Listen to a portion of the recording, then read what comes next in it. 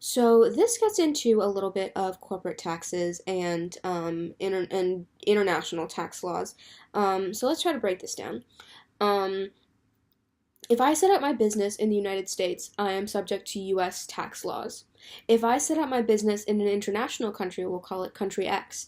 Um, if my labor and my goods are being produced and sold in country X, my good, let's call it whatever we'll call it a shoe company, that shoe company is subject to country X's tax laws. The US is known to have some pretty steep taxes, so there are countries though that have much lower taxes for corporate businesses.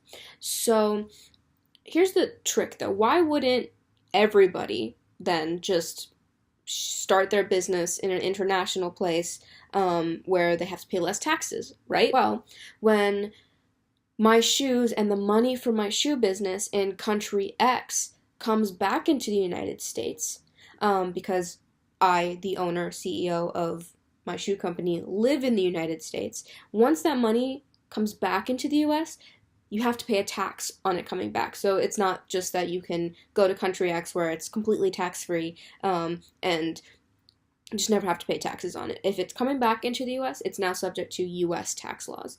So what this bill proposes is it lowers the taxes on money being brought back into the US from international countries like my shoe company in country X. And what that's supposed to do is it's supposed to provide incentive for businesses to bring their money back into the US because now it's making it easier by making it cheaper to do that. So the reason to set up my shoe company in country X, if I'm a very large corporation, would be because the labor that goes into making those shoes is cheaper, and the raw materials that I can get for making those shoes is also cheaper. So even though I'm subject, even if it's a country like the Congresswoman talks about Mexico, Mexico actually still has some pretty steep tax laws, but if my labor and my product is cheaper to make, then the amount of money that you save on labor and materials can actually far outweigh the amount of money that you'll pay on taxes and bringing the money back into the US. So in that way, it doesn't really benefit small businesses because small businesses are just not using enough labor or enough raw material and not producing enough like churning out enough product in order for those savings to sort of even themselves out, which is why this really only benefits the large corporations, why only really large corporations generally outsource these kinds of things to international countries, like my shoe company in country X. We're going to pretend it's a very large shoe company.